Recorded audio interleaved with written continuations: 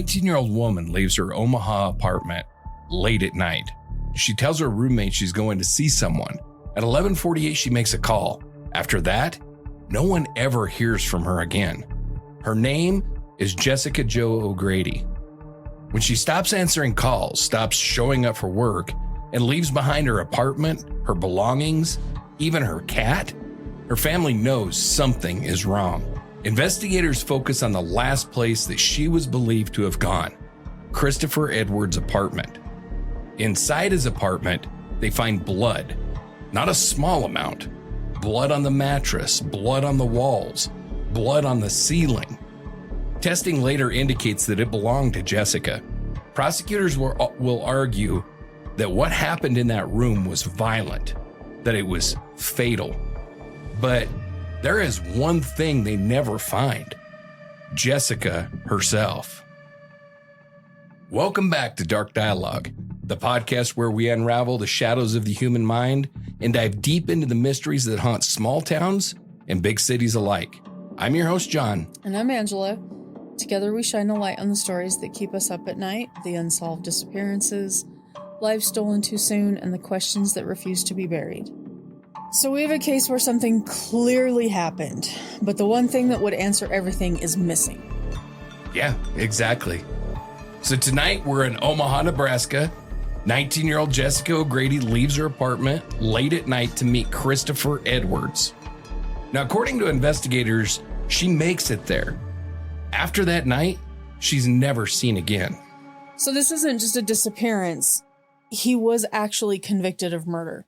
A jury convicted Christopher Edwards of second-degree murder without a body ever being found. Wow. So let's walk through what we actually know. On the night of May 10th, 2006, Jessica is in her apartment with her friends. She's texting, she's talking. They're all having a good time, acting normal, you know. And define normal. a bunch of college girls. I think they were kind of studying. Okay. I think they had finals coming up. Group. So, you know, a bunch of college age girls giggling and carrying on like, you know, girls in their 19s and early 20s do, especially college girls. Right. And so that's kind of what's going on that night. Okay. So it isn't unusual. It's just a normal college night. Yep. Okay. Just a normal night. But at some point, she receives a call and she goes and gets in the shower. She gets ready and she tells her roommates that she's headed out to see Chris. So nothing about this stands out in time at all. And especially, like I said, for a bunch of college age girls. I mean, somebody in that age group getting ready to go see a boy or getting ready to go see a girl, like in the middle of whatever, a study group. That's not a norm. That's not unnatural or out of character at all for people, you know? So what we do know is she leaves sometime around 11 to 11:15 that night. Shortly after, she calls a friend and she says that she's on her way to Chris's house. And about an hour later, she sends a text that says, quote, "No shenanigans for Jessica." So does that mean what I think it means? Well, we don't know exactly what it means, but I will tell you that according to her friend and roommates, it meant sex. It was like their little code for sex. And it wasn't just hers. It was like their little groups. There was the three girls that lived together. Yeah. And it wasn't just theirs because Shanann Watts said the same thing. Yeah, I mean, it is kind of a universal, especially I think with women. Yeah, a universal kind of code for sex, right? You know, and I think you're right. I think that Shanann Watts did say that with she did text a friend that. Yeah, no, there was no shenanigans or whatever. So, and it was the same thing with this group of friends. So, according to them, that's what it meant, and it kind of seems to fit. So, I think that we can assume that it meant no sex tonight. Okay. So after that, there's no confirmed communications from Jessica ever again. Never. No one hears anything ever again. Nothing. No calls, no texts, no activity. And that's where this stops being a normal night out. I'd say so. And, becomes something else entirely. So before we go any further, we need to understand where this is happening because place does matter. This isn't just some isolated area though, right? No, it's Omaha, Nebraska, which is Nebraska's largest city. Busy, populated, constant movement. This isn't the kind of place where someone just disappears without a trace. At least not since they caught BTK. True. So if something did happen, someone should have seen something. Yeah, exactly. Which makes what happens next even harder to explain. Now, before we go any further, if you value this kind of evidence-driven breakdown, following the show is one of the simplest ways that you can support it. Now, to understand why this case stands out, we have to understand Jessica and who she was. So Jessica Jo O'Grady was born September the 16th, 1986. She's a Virgo for people who care. I don't know nothing about all that kind of stuff. That's my mom's birthday, so she's a Virgo. So does that mean something? I mean, what is the character of a Virgo? I don't know as much as I should. I probably should not have even opened that door. Here we go. You knew I was going to ask you about it. I know about mine. Okay. I don't know about others as much. I will dig into that before I open my mouth again. How about that?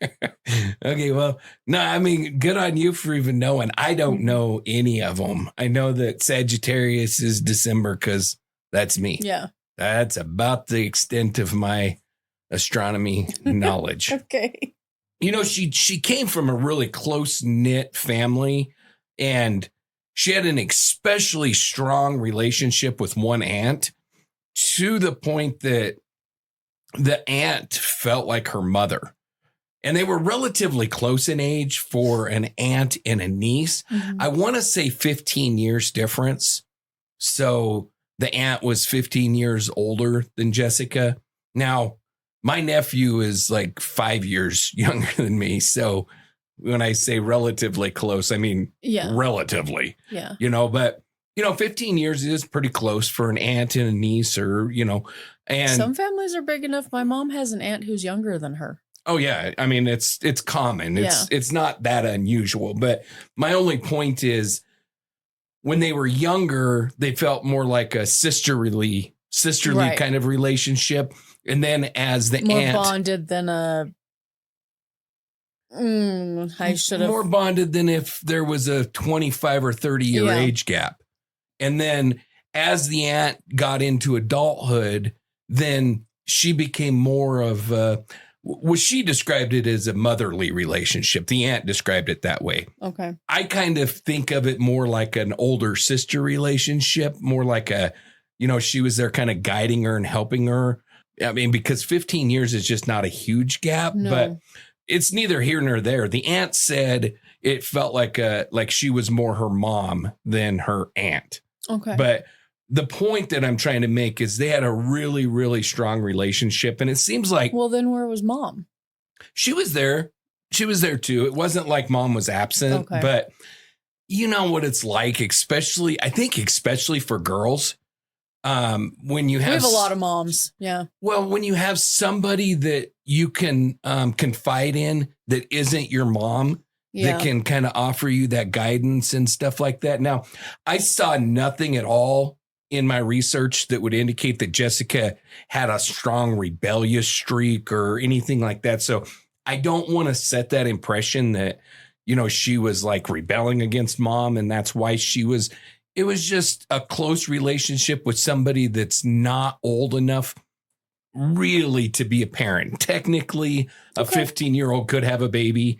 But you know what I'm trying to say? That 15-year gap makes them closer. To be their parent. Yeah, I mean, technically, yes, but it's more, like I said, an older sister. So I think that it's natural for those bonds to kind of grow. And I think that it's natural for kids to just build bonds with some adult figures that aren't parents. Yeah. A lot of the time, kids are closer to aunts or uncles than they are to parents. You feel like you can confide more, but they might not have to Well, they'll hold put your the hammer confidence down. Yeah. They'll maintain they'll maintain your confidence, and they'll maybe give you a little guiding advice and stuff, but yet they're not going to run to mom and dad. And I'm not necessarily saying that, again, Jessica was in trouble or anything like that. It's just natural, whether it's in trouble or not. Parents can be hard to, the relationship. Yeah. It is. It's hard to maintain that. You can't be a friend and a parent, that whole kind of thing. And so it's just a difficult line to walk. So my only point is she was close to her aunt. Yeah, that was a long-winded that I drug out of you to say she was close to her aunt. And it seemed like a really close-knit family in general. Okay. She did have, I think, a couple grandparents that preceded her in death, but she also had grandparents that were active with her in her life and stuff. Okay. So we're not talking about a teenager that grew up all on her own. Just seemed like a really freaking cool Midwestern family that I would like to hang out with. Okay. Like they just seem like my kind of people, just down to earth, laughing, having a fun time, and just a Midwestern kind of a family. Good. Okay. So she was in regular contact with people. Yeah. Matter of fact, daily calls. She was in constant communication with her friends and with her family. And so this isn't someone that is just going to disappear or drift off and nobody's going to notice. Right. She is constantly communicating with both her friends and her family. So Jessica graduated from Westside High School in 2004, and she got a job working part-time at Menards while she was in school. So for those that don't know, Menards is kind of as far as I know, it's a kind of a Western, Midwestern store. I don't think that it's nationwide. I know they're not in Colorado, but I don't think they're out east or back or down south or anything. I think they're kind of in this Western, Midwestern region, but it's neither here nor there. It's essentially... They're taking over Wyoming. Good. I love the store. Yeah. But they're essentially a Home Depot with like bells and whistles, because they're better than Home Depot. Like a Home Depot and Corral West had a baby type thing. Yeah. Maybe. And then they have, I think that they have like more kind of like, I don't want to say furniture-y, but it's different. Okay.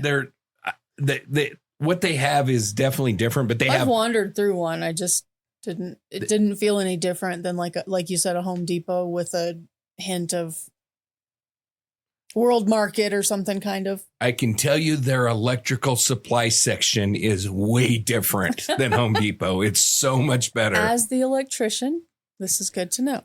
Yeah. I mean, it's a great store. I love Menards. I really do. But if you don't know what it is, just think of a Home Depot, but everything's green instead of orange.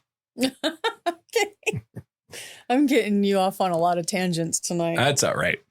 So a coworker that worked with her at Menards would later describe her as having one of the biggest and brightest smiles that you've ever seen.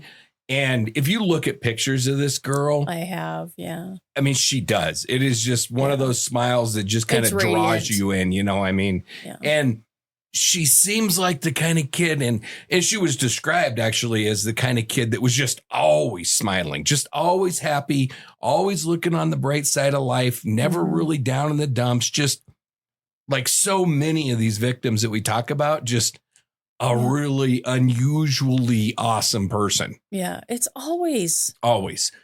Yeah, is that the moral of the story, to just be a terrible person and no one will want to hurt you? Apparently. I don't know. I don't think so. But. Well, actually, I think that the terrible people, bad stuff happens to them too. It's just nobody cares enough to do podcasts about it. Yes, we do. I mean, well. But no, I get it. I don't know that we do. I don't know that I'm willing to do a podcast on some drug dealer that gets gunned down on the street by another drug dealer.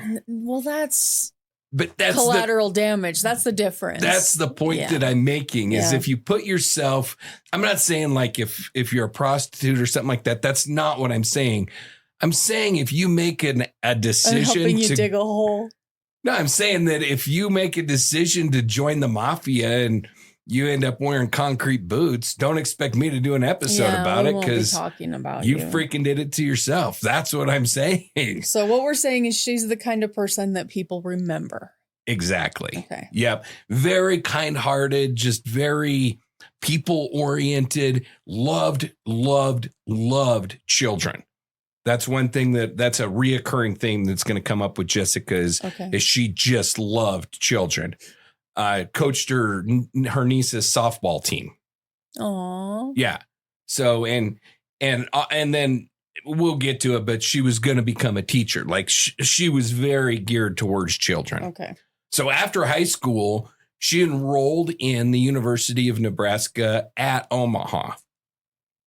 For, like I said, teaching, for education. She wanted to work with kids.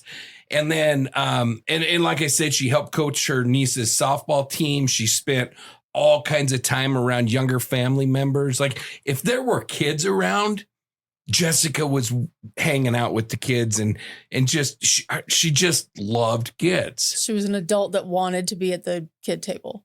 Yeah, exactly. Gotcha. Yep. Okay.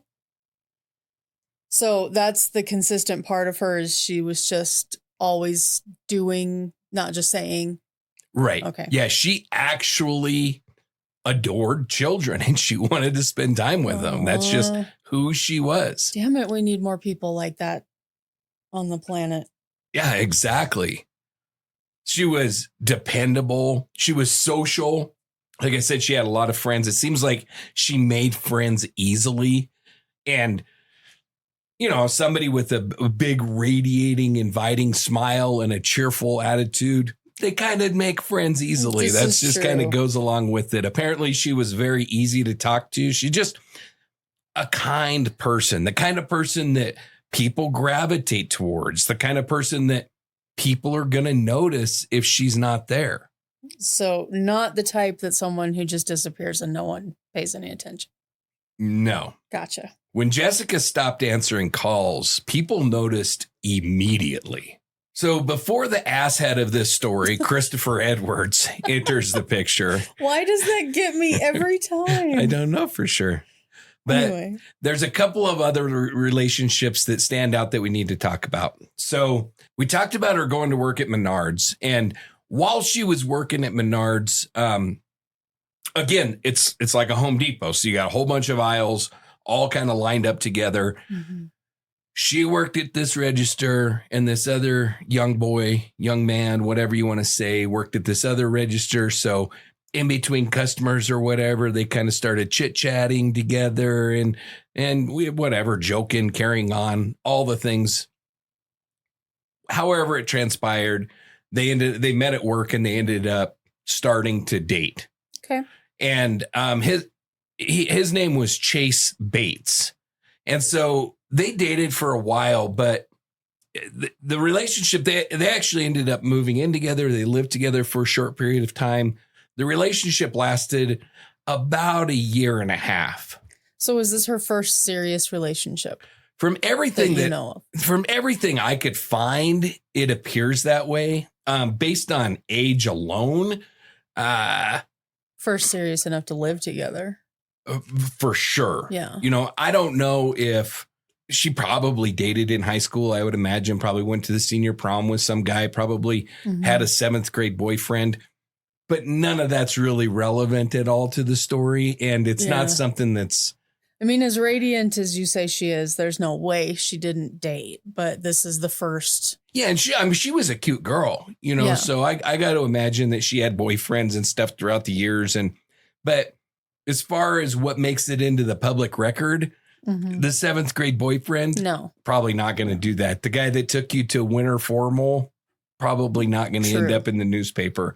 But if it was somebody that was relevant enough to be questioned in relation to a disappearance, well, then that's going to make it into the record. And so I guess I can answer your question that way. This is the first relationship of enough consequence that he was viewed as a suspect for a short period of time. Okay. And then obviously, you know, they spent time together outside of work. Once they started dating, they went to movies. They had the whole typical late teenage kind of dating relationship, which eventually ended up with them moving in together and sharing a house or an apartment or whatever it was for a short period of time before they ended up breaking up. Yeah, and that's kind of a big step that early in life. Yeah, it really is, But like I say, unfortunately, it didn't last. And from what Bates would later say, they were just too young. Mm-hmm. And, I'm not going to say that anybody that moves in with somebody at 18-ish years old isn't too young, because there are those relationships where they get married at 17 and they stay married for 75 years or whatever. But as a general rule, this is kind of how that relationship is probably destined to end up. Yeah. Is, they're going to break up. So he said that they were just too young. They wanted different things. They wanted to go different directions. And then after the breakup, they just had no contact with each other. It wasn't just cold turkey. Just cold turkey. Yeah. And it wasn't like they maintained this, lasting friendship between the two. I don't think that there was any real animosity or anything between them. It's just normal. Yeah. Every once in a while, there's a relationship where you truly love each other and you want to stay in each other's lives, but romantically, it just doesn't work. Mm-hmm. That happens on occasion, but 99.9% of the time, like when you break up, you just move on. You go your separate ways. You each find somebody else, and that's kind of it. If you're lucky, you can be friends years later, but maybe, or you never see each other again. True, yeah. But either way, that's how this one ended up. He just said that they were too young. Things didn't work out. They broke up, went their separate ways, never really come back together again. Okay. So when that relationship ends, then another one begins. And that was with a guy by the name of, and I really struggle with this guy's last name, and I don't know why, but it is Christopher McClanathan. And that's how I would say it. Yeah, that's what it is. But for whatever reason, it's one of those names when I look at it, it just doesn't look right. Like, yeah, I don't know. But, he was this guy. This guy, he says. Well, he's an asshat. This guy's an asshat too, because he was convicted of first-degree sexual assault in 2001. Oh, fun. So that's why I can officially say he is an asshat. And I don't know the specifics of that. It isn't relevant to the case, so I didn't dig into it.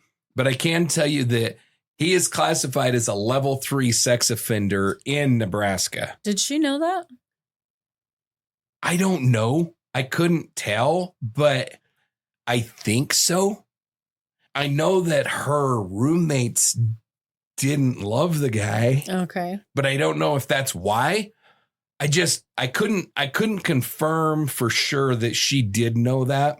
What is clear is they entered a very short, I guess you could call it a relationship at some whirlwind. Point. Yeah. I don't even know if it would qualify as a whirlwind. I don't know for sure because I don't know the specifics.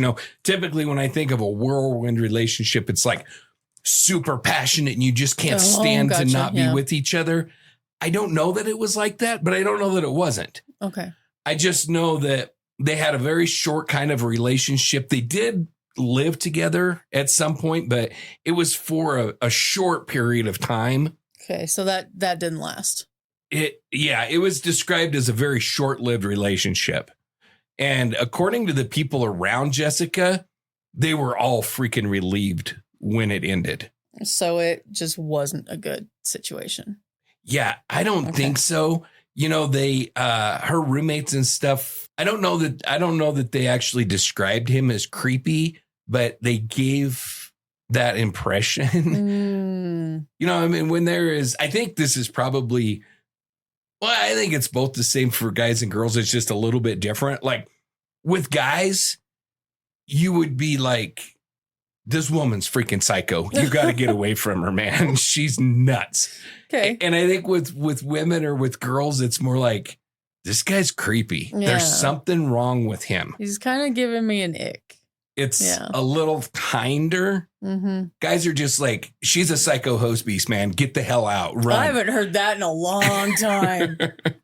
Wayne's World flashbacks, man. Yeah, that's where it came from. Yep. But you know what I'm trying to say? And I got that impression that they were potentially creeped out by this guy, or he just, something was off about him and they just didn't. Yeah.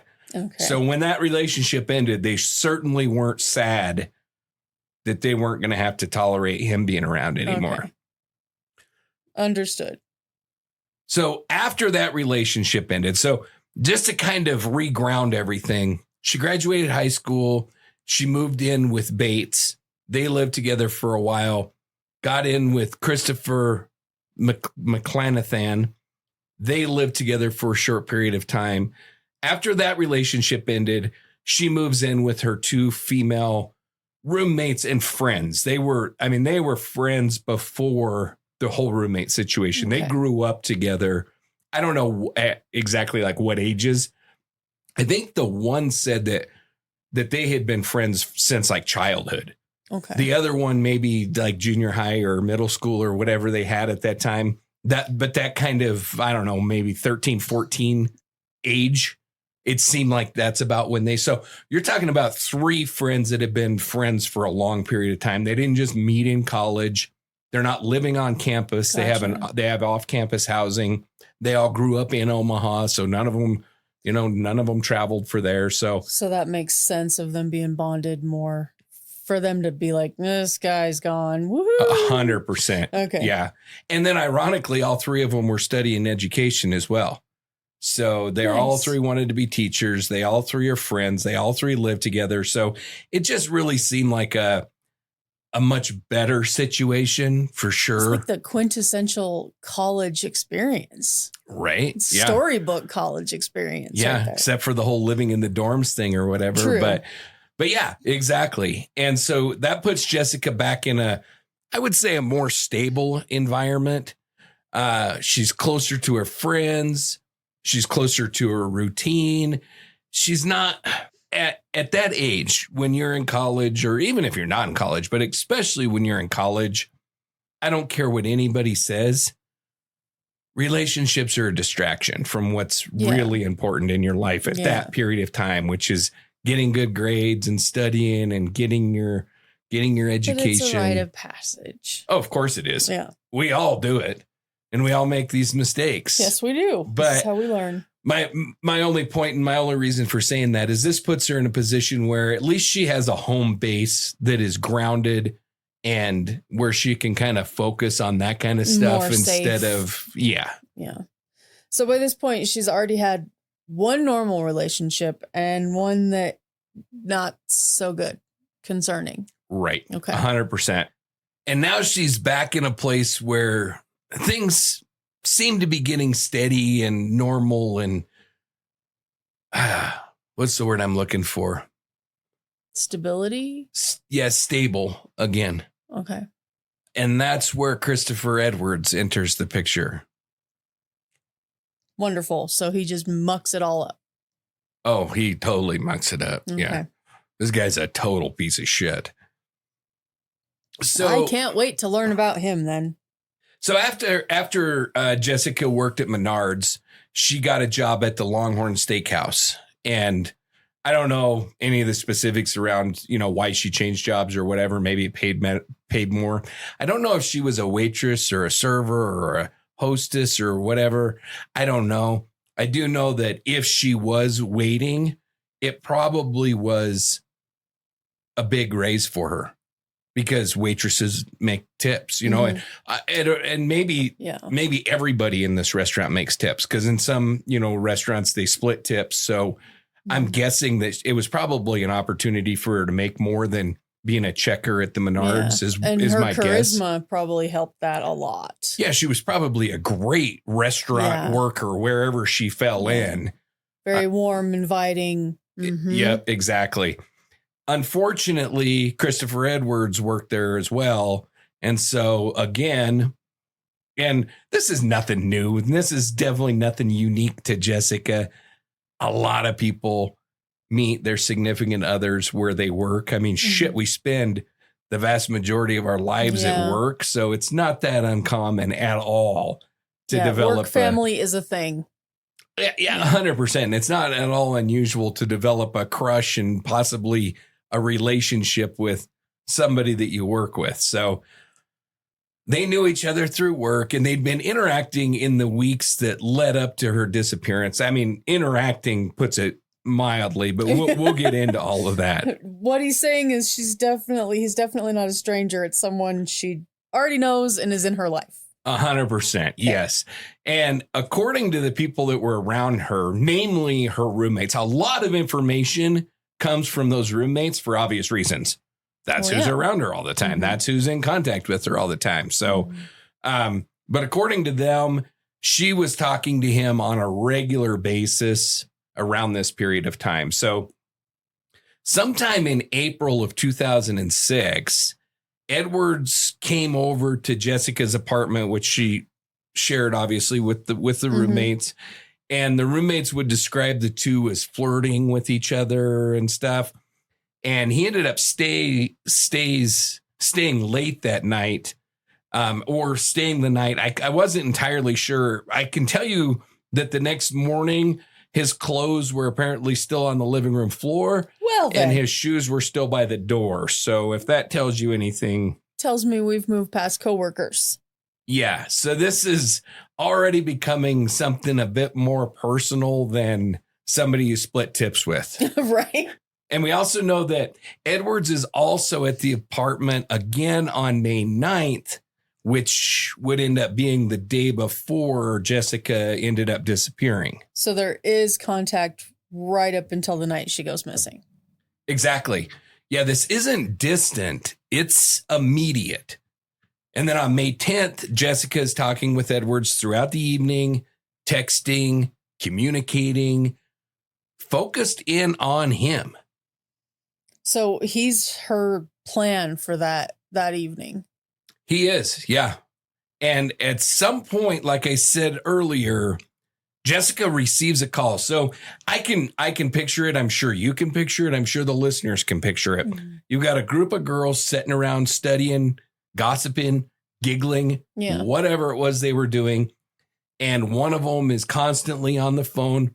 Again, not that unusual, especially for, so I would say somebody at that age, but honestly, anybody that's in the age of texting, I'm like, I definitely am. You like, and if you're single and there's a romantic interest or somebody that you're excited about, it's not that unusual at all that you're going to be on your phone a lot talking to them, right? It's an exciting thing. You just met this person, or you have this budding relationship, whatever. So they're doing that. She's on the phone a lot. It seemed like it was pretty much all night. She was just constantly on her phone. And then at some point she gets a phone call. After that phone call, she gets up and she goes and gets in the shower, starts doing her hair, starts doing her makeup.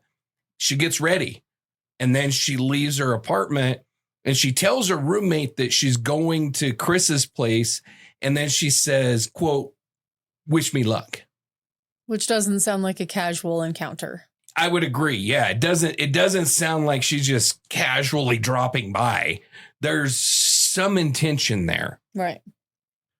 And then, and so she left somewhere around 11:30 to 11:45. I'm not entirely sure exactly what time it was. She did call her friend on the way and tells her that she is in her car. She's on her way to Chris's house. And I will say that she refers to him, as all normal, non-true crime podcasting people do, as Chris. Right. You know, I mean, once you like live and die by true crime, you're like, I am heading to see this exact person, and his name is, this is his phone number, this is his address, and this is a picture of his driver's license. Here's a pin of where I'm at. Yeah. Yes. But, you know, normal people, you know, she's like, yeah, I'm headed over to Chris's house. Chris's house, yeah. But when a lot of people don't live like us, though. No. But when your ex-boyfriend's name is Chris and your current boyfriend's name is Chris, obviously roommates are going to make assumptions that it's your current boyfriend. They're not going to assume you're going to your ex's. But when you start when investigators start looking into this, the Chris thing is obviously going to become an issue because there's more than one Chris in her life. A little muddy there. So like I say, it was roughly 11:30 to 11:45 when she took off and left. Called her friend right about that same 11:30, 11:45 time frame. And so I don't have anything nailed down by the minute, but about an hour later. How dare you? Yeah, I know. Sorry. Dang it. But about an hour later is when she would send that final text message that said, no shenanigans for Jessica. And after that, everything we know places her going to him. Yes. Okay. So according to the investigation records, according to the court records, according to everything that was presented in court, Jessica arrives at Edward's residence. And from that point forward, everything that follows in this case is built on one assumption. And that is what happened inside that house. Yeah. So this is where the case kind of starts to shift because according to investigators and then to later testimony, this meeting might not have been so casual after all. Okay. Several people close to Jessica would later say that she thought she was pregnant. Really? Yeah. Okay, then. And a detective that was an investigator in the case would later state that she may have been on her way to tell Chris that night that she was pregnant with his baby. Oh, okay. And in court, one of Edward's girlfriends would also testify that that she had heard that Jessica was pregnant. But do we actually know if she was? No. Okay. And unfortunately, that's the problem that we have with no body homicide is there's no way to know. But what we do know is Chris's other girlfriend. Yes, other girlfriend. Okay. So he's a collector. Was pregnant. All right. At the same time. So this definitely does create a problem for dear old asshat Chris. Yeah. But the fact that we don't know matters. There's no documented medical confirmation of this. Obviously, she had never seen a doctor, so there wouldn't be. We have no medical records, no test results.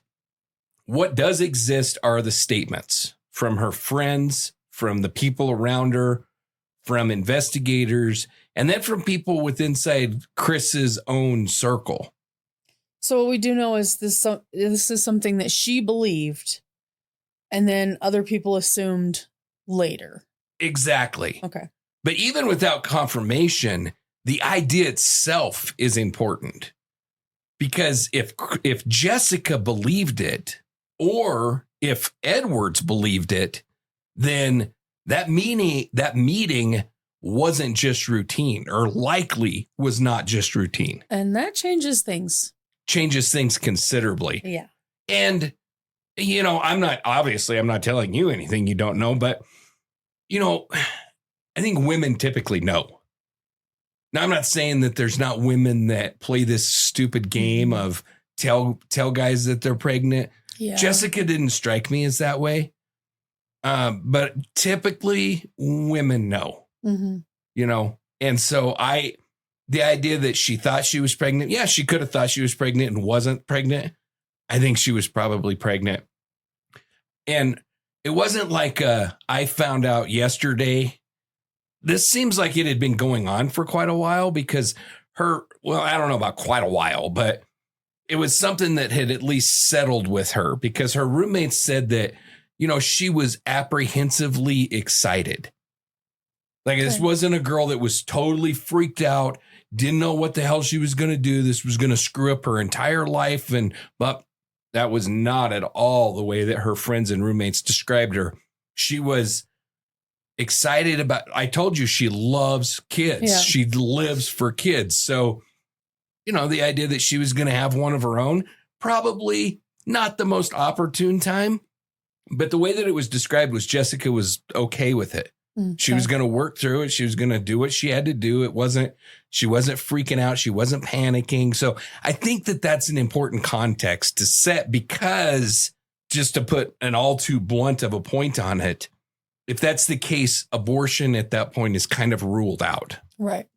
Which, if you're talking about if this is a motive or not, becomes important, because and now we're not just looking at a young couple in their late teens or whatever that are meeting up, or we're looking at a moment where something could have been said that changes everything.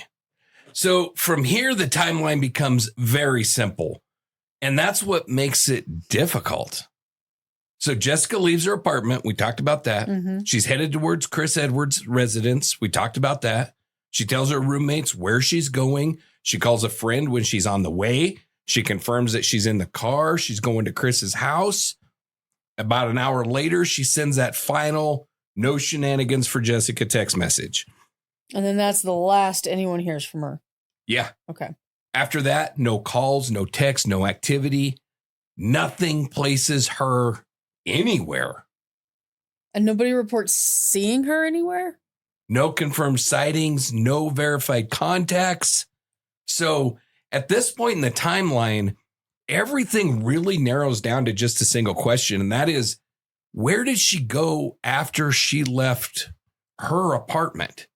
Because based on everything that we have, we've got her stated plan. She's going to Chris's house. She's got luck. Yeah, she's got her communication with her friends after the fact saying she's going to Chris's house. We know that her direction of travel at least started out headed towards Chris's house. So all of this points to obviously one single place. Chris.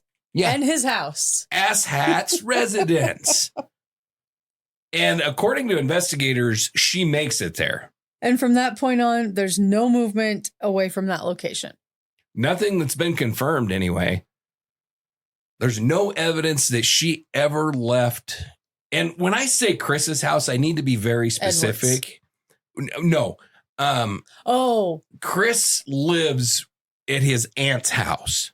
Okay. So when I say Chris's house, this is not his house. A 19, 20-year-old kid that has his own apartment or whatever. He's living like it's a tri-level. It at least from the pictures, it looks like it's a tri-level. So when I say living in his aunt's basement, it's not really living in his aunt's basement because it's like a tri-level. So he had his own entrance and exit. Well, I know the entrance was shared, but okay.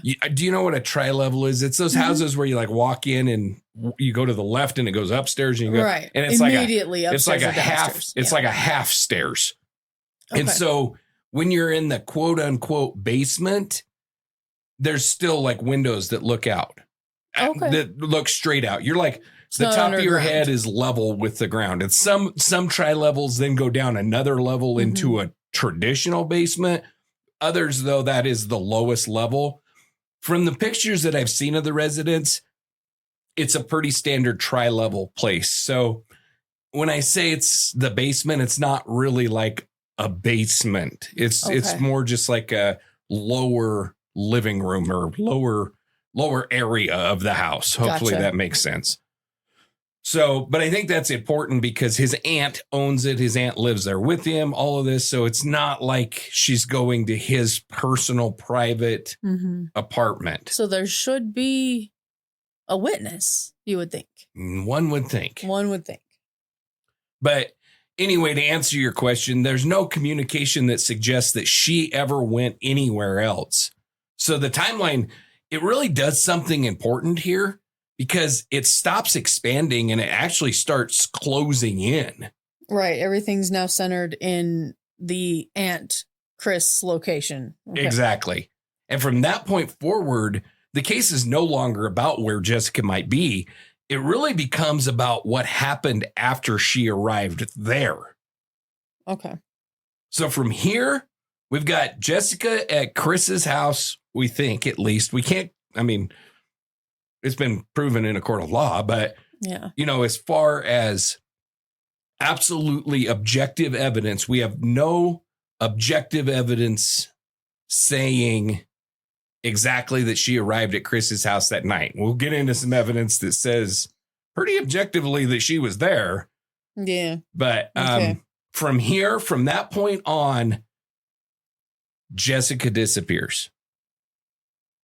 So let's say roughly from 11:15 to 11:45, somewhere in that window, she leaves her apartment and tells her roommates she's going to Chris Edwards' residence.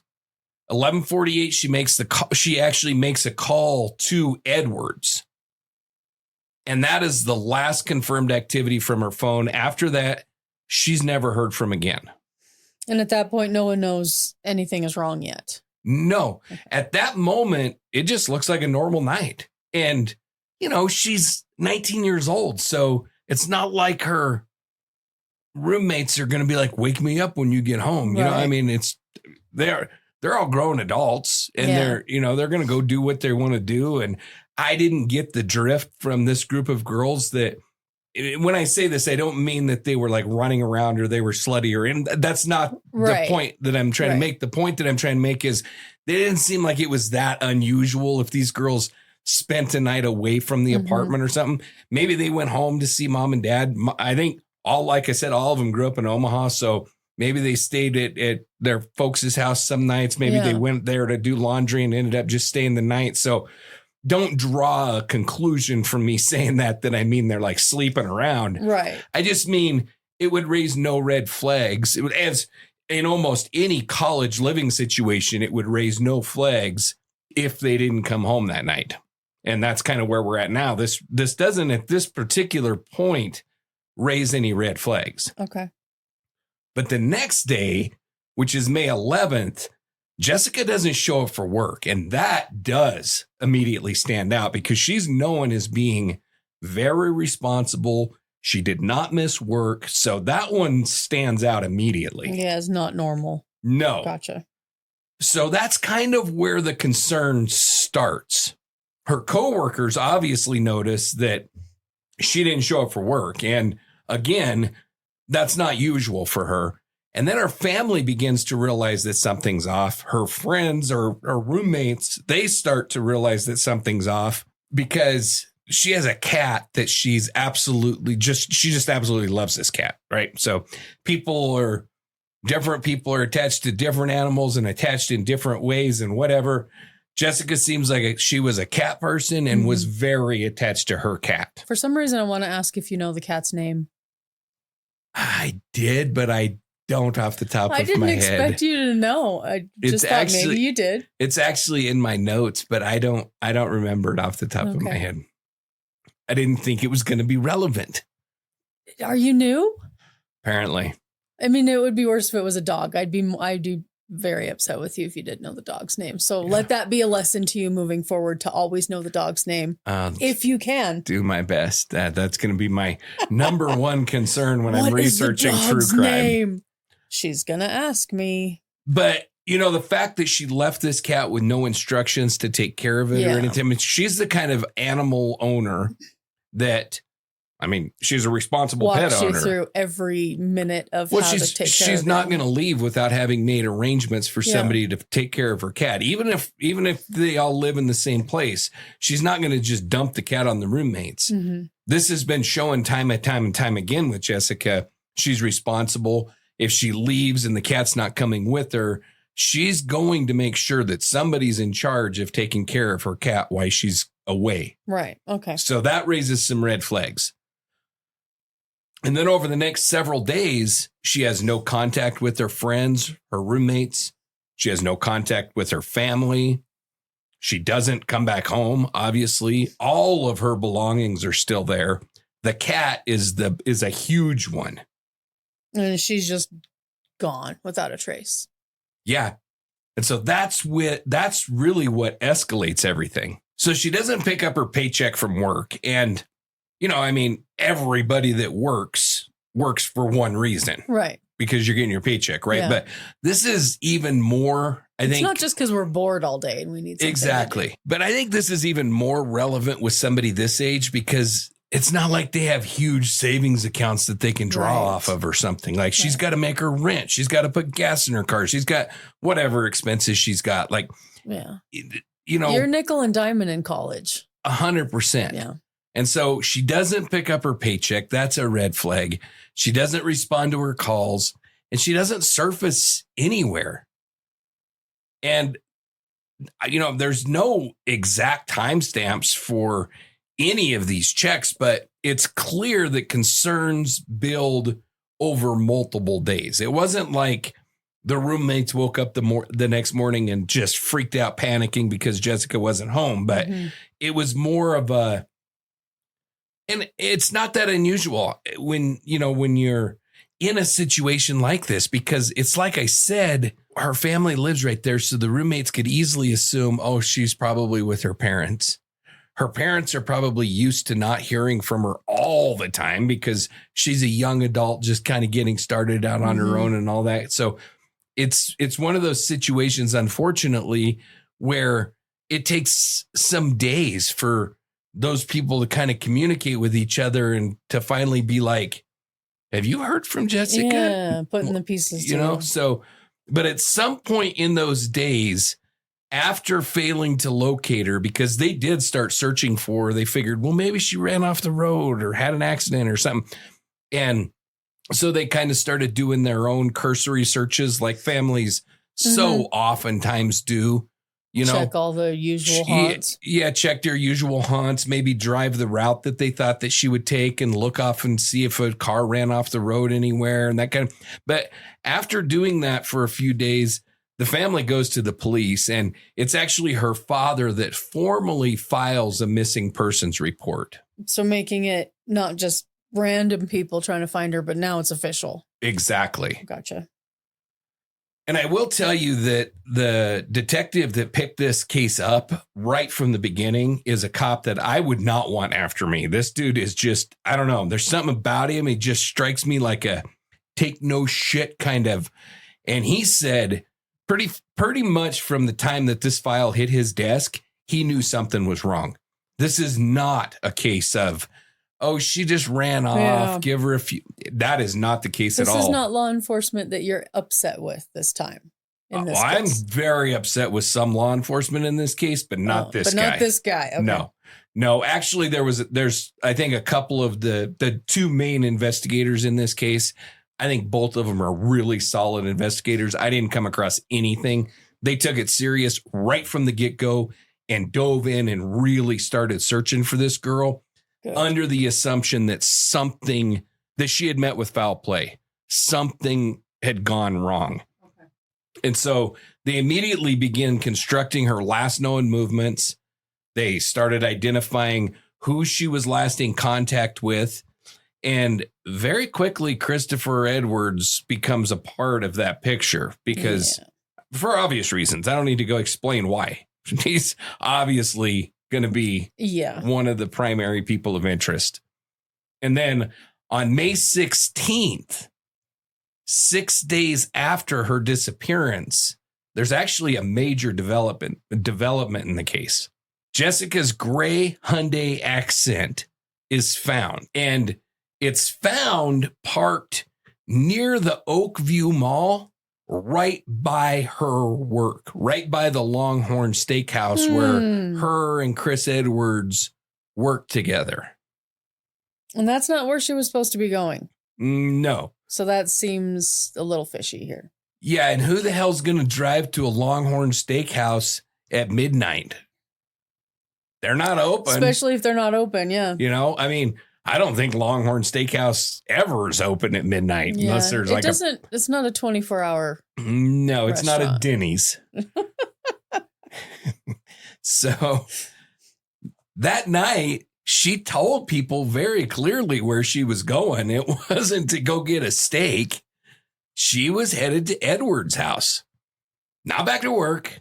She wasn't going to the mall. She was going to Chris Edwards' house. So obviously the car is somewhere that didn't match her plan and she's not with it. Okay. Right. And that changes the case because, you know, at this point, she's been missing for days. Her car's abandoned. and there's no contact. And then after the car is found, the one investigator that I said, like, I have a ton of respect for, I don't want this freaking guy chasing me down. He said, so don't come after us. He went right to where I think everybody would normally go, as terrible of a thought of it as it is. He said immediately he went to the truck and smelled around it to see if he could smell decomp. Because we're talking a number of days here, but he didn't smell anything. And so these cops handled it exactly like professional investigators should have handled it. They didn't touch it. They didn't get in it. They didn't search it. They didn't destroy all the evidence that potentially was there. They called for a tow truck. They had it loaded up, and they hauled it back to, police headquarters or the impound, or, well, it wasn't the impound, but, to the forensic laboratory or whatever Omaha has, right, where they could park it and have forensic investigators go through it the correct way. So when we're talking about the initial investigators, I just can't say enough about them. They really did do a very good job. And then obviously they began focusing more and more closely on Edwards all of this time. And they interview him about that night. And then they began examining his account of things. Because he's the last person she was going to go see. Right. And so now he's not just part of the timeline. He becomes central to it. Kind of is the timeline. Yeah. And so one big thing that's going to come out in this, and I think it's the initial interview, is the cops aren't dumb, first of all. They pull phone records. Mm-hmm. Just saying. A little foreshadowing. So this dipshit tells the investigators that Jessica never came to his house that night. He actually called her and told her, don't come. We got to call it off. Not going to work. Whatever. She never showed up, and he never saw her after that.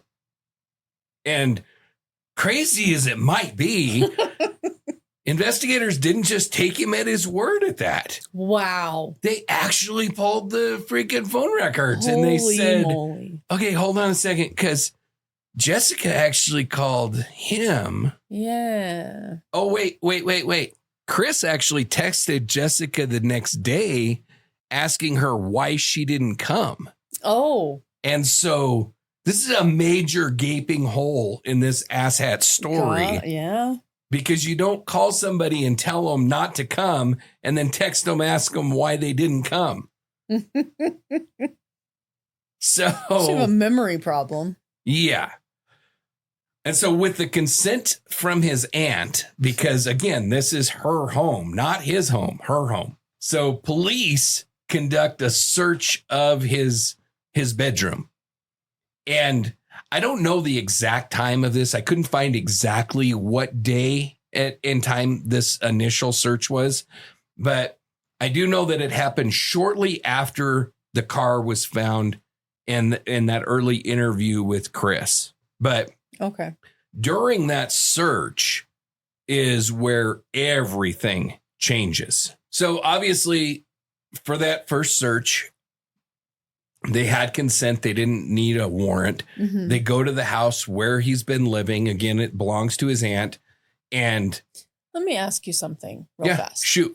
Is it state mandated, or can they look anywhere if they have consent, or is it still like only out in they can't like search? It has to be visible. So I cannot speak globally about if any state has any laws that differ from this at all or not. But federally, which is what most states are based off of, it has been held pretty consistently that the cops can look anywhere they want to. However, you have the right to withdraw consent at any point. Okay. So they can't open drawers and... Absolutely. I thought I was always under the impression that if it's just consent and not a warrant, that has to be out in the open. They can't be digging. No, that's not the case at all. But if they go to open a drawer, you have every right to say, I don't want you looking in there. And they can't look in there. Okay. Or if they go to a certain room, you have every right to say, you're not allowed to search that room. You can dictate where they go. So essentially, if you give consent, you just say, I give consent to look at everything that's already available. You can't be digging anywhere without a warrant. If you want to give consent that way, you can give consent any way you want to. Okay. You can say, I don't care if you come in and search the front yard of my house, but I don't want you to search the backyard of my house. But that doesn't sound fishy at all, does it? Well, that's where actually I was going to go with this next is if you choose to give consent and then you decide to take consent away to certain areas, you're pretty much giving them a roadmap of where to get the warrant for. If they can secure the warrant. Warrants are never a guaranteed thing, but you definitely give them a roadmap of where they're going to want to look. So, I mean, first of all, don't commit murder. Then you don't have to worry about it. First of all, don't commit murder. Yeah. Second of all, whether you give consent to search or not is completely up to you. There's no constitutional obligation that you allow cops to search either your car. Did I just open a really weird can of worms? No, I'm just saying you don't have to allow cops to search. But, I mean, once you say if a cop is like, can I come in and look around? You got to understand they're going to come in and look around. Now, they're not going to come in and dump drawers out and turn, dressers upside down. And it's not like that at all. But not at this stage.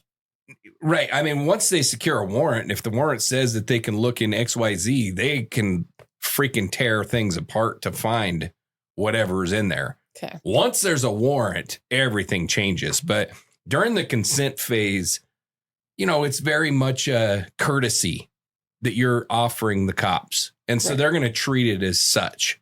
And again, you have the right to withdraw that consent at any point. So during this part of the case with Chris, there is no probable cause. They could not have gotten a warrant, I don't think, based on we think she went to his house last. I don't think that that's going to be good grounds for a warrant. It doesn't sound strong enough. No. So the consent is pivotal in this case. And I think that I can't say this for sure. I wasn't in the room. I don't know exactly what happened.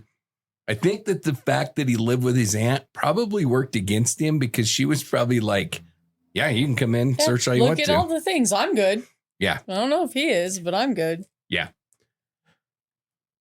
Okay, so that's what's normal at this stage in the story. It really is. In a missing persons case, investigators start with access. They're looking for cooperation. They're doing voluntary searches. And, even if it wouldn't have been that everything pointed to this residence, it wouldn't be unusual at all for the investigators to go to her apartment and ask their roommates, can we look around in here? Mm-hmm. It wouldn't be at all unusual for an investigator to go to her parents' house and say, hey, can we look around in here? Or there's an aunt or an uncle or grandma and grandpa or whatever. I mean, they go everywhere and they say, well, can we look around and see if she's here? Mm-hmm. Can we look around? It happens all the time. It's very, very normal. And if for no other reason than to just get a feel for who they're looking for because it helps them look. Right. Okay. Yeah. And, it's important. It doesn't become important in the case at all. That's why it's really not that big of a deal. But I do think that it's very important that we at least discuss it, that during this period of time, while she was missing, before they searched Chris Edwards' house, they did interview Christopher McClanathan, and because obviously he's a sex offender. Yeah. He's going to go right to the top of the freaking list. Yeah. He muddied his name already. 100%. And yeah, I'm not sorry to say the guy's a piece of shit. I will die on that hill.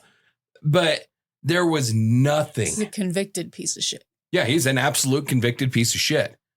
But there was nothing at all linking him. I mean, there was no, and he actually was very good with investigators. He was open with them. He was honest with them. He had a good conversation. He cooperated.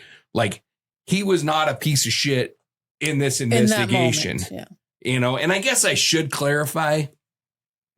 I don't know what a level XYZ, whatever. I don't know what his charges were. Mm-hmm. I don't know if he was a 19-year-old that had a 17-year-old girlfriend. I don't know. I guess I shouldn't say. Yeah. But as a general rule, sex offenders are pieces of shit. I mean, there are a couple of outliers that you're like, really, this kid's got to be labeled a sex offender because his girlfriend was 6 months younger than him when he turned 18. Yeah, that's annoying. You know, I don't think that was the case. I think this guy is a legit piece of shit. Okay. But I got to throw that out there that I don't know the specifics. And so be that as it may, he doesn't really factor in, but cops did not get tunnel vision on Chris Edwards. That is important. They looked at other suspects.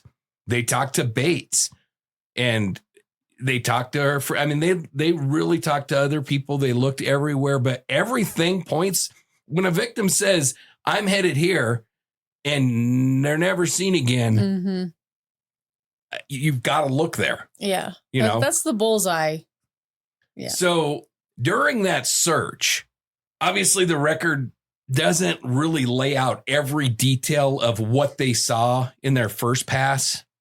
I don't know exactly what piece of evidence came from which search specifically, but what I do know is in this first search, something very important happened. And that is, as detectives were looking around, one of them starts to move towards the bed, and Edward reacted in like a nervous way. Oh. He hesitated, and he said that he's not sure that he wants them checking around the bed. Okay, so that's shifty red flag worthy there. Okay. It is, because up to that point, this is still supposed to be cooperative. This is a consent search. But after some back and forth, he ends up allowing them to go ahead and continue. And that moment doesn't prove anything on its own. You know, it's like I said, you are allowed to withdraw consent at any time. You can say, I don't want you looking here. Like, that doesn't prove anything. Yeah. But it's also, like I said, it kind of starts building this map, and it definitely changes how investigators are now looking at the room. Yeah, it makes them look closer, makes them break out the fine-tooth comb, so to speak. Exactly. I'm pretty sure that during the first search is when they found the bed, but we'll get into that after we discuss the full warranted search, because I cannot be specific about what they saw when they saw it. I will tell you specifically, without any doubt in my mind whatsoever, they saw a lot of blood on that first search. Okay. During that first search, they saw blood on the wall. They saw blood on the headboard. They saw blood on the alarm clock. And I'm pretty positive that they found blood on the mattress during that initial search. Whatever the case, after that, police definitely take the next step and they seek a formal search warrant. All right. So that moves them past homeowner cooperation and into, we have probable cause. We're looking at all the places. Right. We definitely got probable cause out of that first consent search, without a doubt. So the second one is warrant based. It's been authorized by a judge. It allows them to go much deeper, and they don't have to rely on anybody's permission for anything. Now's where they can tear things up if they want to. Exactly. And this is where the record... And they want to. And they want to.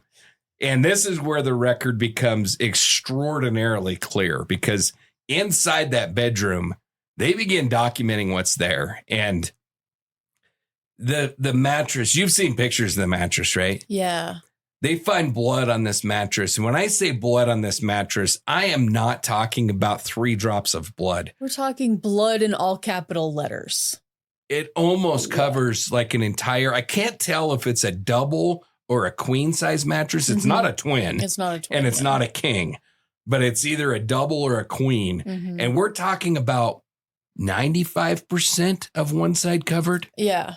I mean, he did flip it over before he slept on it again. Yeah. Because, that's what you do. But we're talking copious amounts of blood.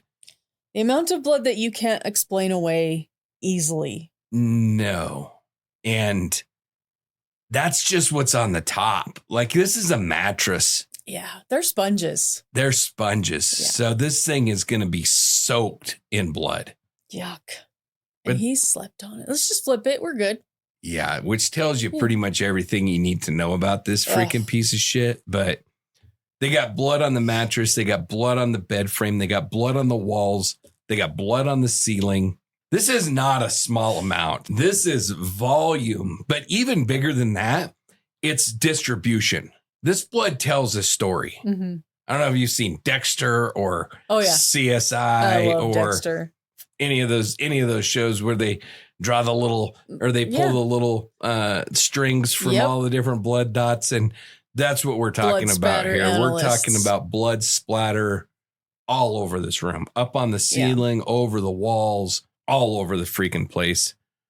And all of it suggests something extremely violent happened in that room. And then investigators also find this weird ass sword thing. Of course, I'm not one of these Dungeons, Dragons, sword wielding type of guys. So to me, it's weird. I used to collect swords. I know a lot of people do. That's why I'm not saying definitively you're all a bunch of weirdos. I said, I am. To me, it's weird. I'm just not that guy. I mean, my son is. He'd love to have like one of those big broadswords or something hanging on his wall. So I'm not judging. It's just for me, it's not something I'm you're interested going to find in in John's house. Yeah. No, but they find this sword in his closet and they test it, and Jessica's blood's on the sword. Jessica's blood's on the bed. Jessica's blood's on the freaking ceiling, on the walls. It's all Jessica's blood. That's the moment I'm assuming this changes all the things. It does. Okay. Because now this is no longer just a missing persons case. It definitely becomes a full-on homicide investigation. It's a missing body, but found lots of blood case. Right. Yeah. So the record does give us a sequence, but I don't have all the exact dates, like I said. So we know that she disappeared on May 10th. We know her car was found on May 16th. The consent warrant happens sometime during that early missing persons phase. And then the search warrant is like right after that. But I don't know, like it was, I can't say it was on May 14th that this happened. And I don't know exactly for sure. Is all I can say is once her car was found, everything else happened very quickly. And after that consent search, they didn't waste any time to allow him to clean up evidence before they went back with a warrant. Yeah. Yeah. So we know what order it happened in. We just don't know the exact days to match it to. Correct. Yep. And so although we don't know the exact timestamps, the progression is very clear. She was reported missing. Obviously, her family's concerned. They file a missing persons report. Investigators start digging in. They're concerned. They find the car. They contact Edwards.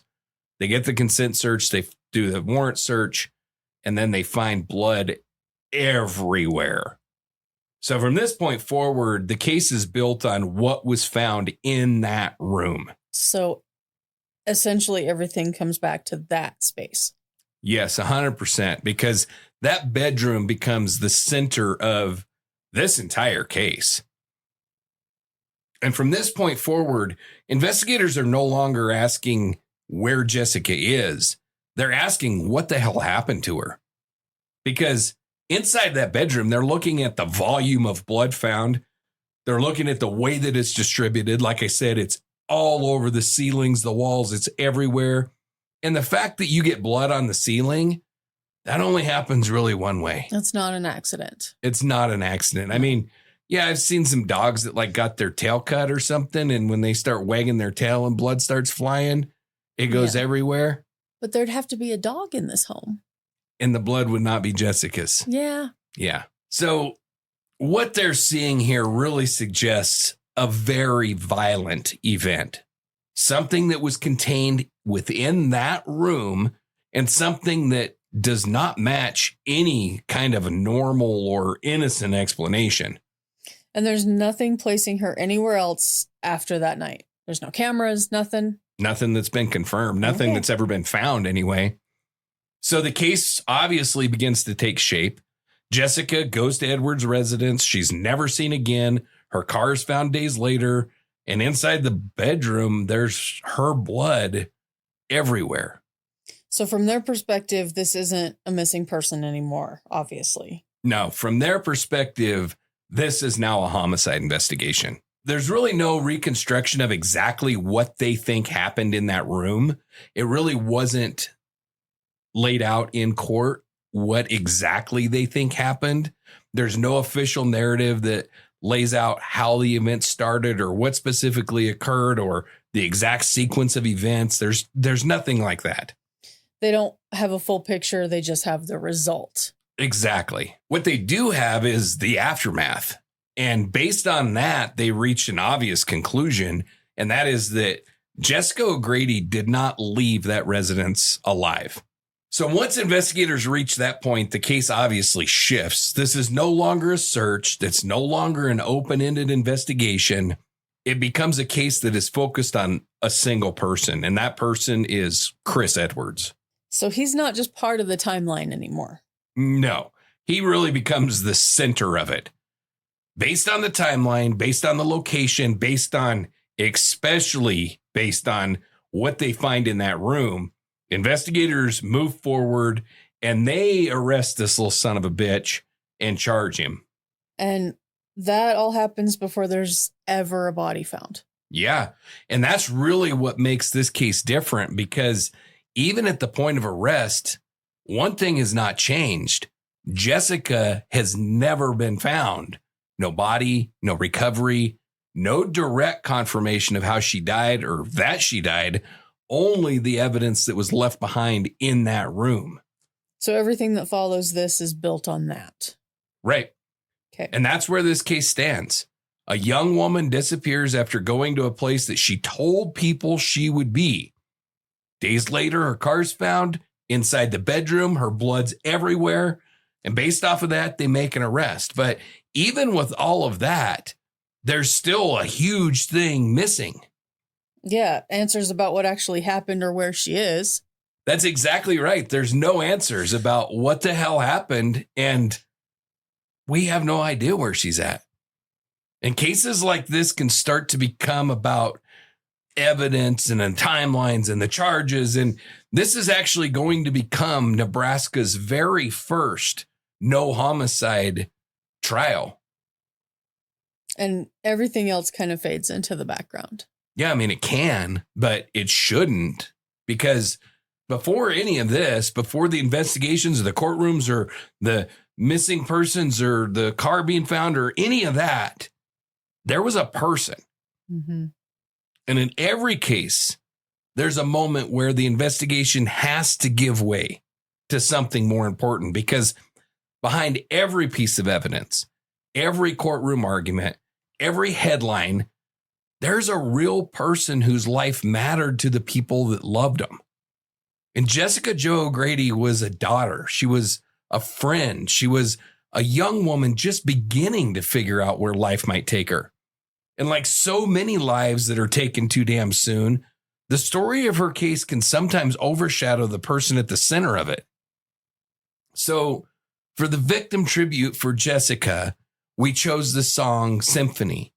It's a song about motion. It's about voices that continue to echo even when the world goes quiet. About the idea that people that we love never truly disappear from the music of our lives.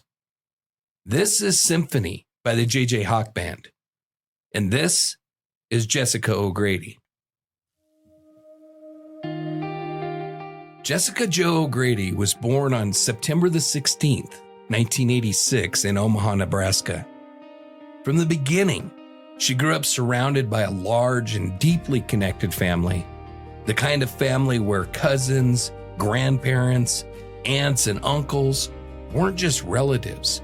They were part of everyday life. Holidays were busy, laughter was loud, and people around her formed the kind of support system that stays with someone as they grow up. Those who knew Jessica often described her as someone who naturally fit into that kind of environment. She was social. She was easy to talk to. She was the type of person who made people feel comfortable quickly. Friends remember her as someone with a bright smile and an easygoing personality. someone who didn't need to be the loudest person in the room to make people feel welcome. She attended Westside High School in Omaha, and she graduated with the class of 2004. Like many teenagers stepping into adulthood, Jessica balanced school with work. While she was still in high school, she worked as a cashier at Menard's home improvement store, learning the rhythms of adult responsibility while still figuring out what direction her life might take. Co-workers from that time later remembered her as a kind-hearted and approachable person, someone who treated people with warmth, even in the routine moments of daily life. After graduating, she enrolled at the University of Nebraska at Omaha. She began pursuing studies in education, a choice that reflected something many people had already noticed about her personality. Jessica loved working with kids. Family members and friends often talked about the way that she naturally connected with younger relatives, especially with her niece. She even helped coach her niece's softball team, stepping into a mentoring role that seemed to come naturally to her. For Jessica, being around children wasn't just something that she enjoyed. It was something that gave her a sense of purpose. People who knew her believed that she would have made a wonderful teacher. Like many young adults at 19, Jessica was also in a period of life where things were still changing and evolving. She was making new friendships, navigating relationships, working, studying, and slowly shaping the direction her future might take. Those years are often a time of exploration, a time when people begin imagining what the next chapters of their lives might look like. For Jessica, those possibilities were still unfolding. Her friends described her as someone who loved spending time with the people close to her. She enjoyed going out, talking with friends, sharing the kinds of everyday moments that seem ordinary at the time, but later become the memories that people hold on to the longest. To the people in her life, Jessica was not defined by a case or a courtroom or an investigation. She was defined by those everyday moments. A conversation after work, a laugh shared with friends, a softball practice with her niece, a visit with family. Small pieces of life that together form the story of a person. When someone disappears, it's easy for the details of the investigation to take over the narrative, the timelines, the evidence, the legal arguments. But those things are only fragments of a story, because behind all of that was a young woman whose life had meaning to the people around her, a daughter whose family still carries her memory, a friend whose absence left an empty space that could never be fully filled, a young woman whose future was still being written. Jessica O'Grady was 19 years old. She had plans. She had people who loved her, and she had a life that mattered. Even now, years later, the people who knew her continue to hold on to the memories that they shared, the laughter, the conversations, the moments that defined who she was beyond the headlines. Because while investigations may define how a story is told, the people who are lost in those stories are remembered for something far more important. They're remembered for the lives that they lived and the love that they left behind. And for Jessica O'Grady, that memory continues to live on in the hearts of the people who knew her the best. The meters change, the timing breaks. Pattern born from small mistakes. Every thread begins to spin. Building worlds we live within. Every emotion finds its line. Trace between the lost